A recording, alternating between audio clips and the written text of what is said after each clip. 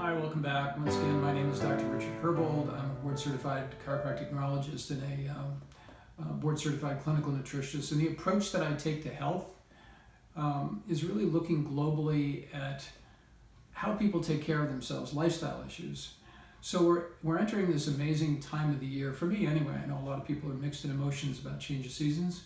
I really embrace them all. I look forward to the winter, I look forward to the spring, the fall, the summer. I think they all have nuances of challenges and opportunities, but I think they're all pretty spectacular, especially in New York State.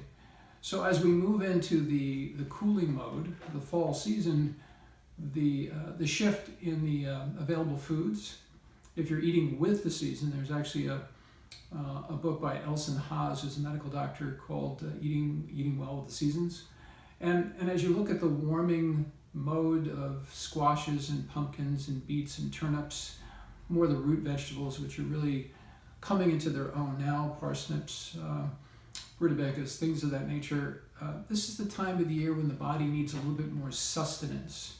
So there are different polarizations in people, how they take care of themselves, whether it be a keto diet or a paleo diet or a Mediterranean diet or an Atkins diet or a Dean Ornish diet or whatever the case may be.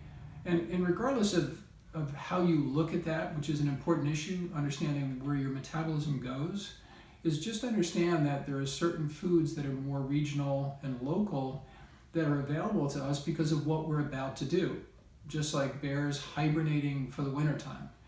So bears, when they hibernate for the wintertime, are eating the majority of fruits and berries and high sugar foods, instinctively knowing that that's going to turn into fat quickly, especially if they have a huge amount of those things. And yet when we look at these root vegetables, which are reasonably glycemically balanced, meaning they don't really provoke too much of an insulin response, but they're certainly higher in sugar, this is what nature is making available to us because we're going into a warming season, or a season that we need to be warmed, even better put. So whether or not you're following a keto approach, which is very, very low in carb, or whether or not you're trying to be more of a paleo type of a diet adherent, I would encourage you to look at the bounty of the season and look at the reason why we have so many of these wonderful, sustaining, warming vegetables that are available right now. I myself are really looking forward to this with more soups and more heartier type of vegetables. So I would advise you strongly to really look at clean, healthy, organic whenever possible, and then looking at the diversity of food that seasonally is really how we're meant to be. You know, eating in the Northeast, eating grapefruits every day for breakfast and oranges isn't necessarily the best routine for people in October, November, December, and through the winter months. We're really designed to be more attuned to that seasonal change. What can be stored in the root cellar before even the refrigerator came along is really one of the keys to that too. So that's been my experience of almost 40 years of helping people to transition through this season, and I hope that's helpful in your personal life as well too. Once again, my name is Dr. Richard Herbold, and I wish you a good day, and thanks for joining me.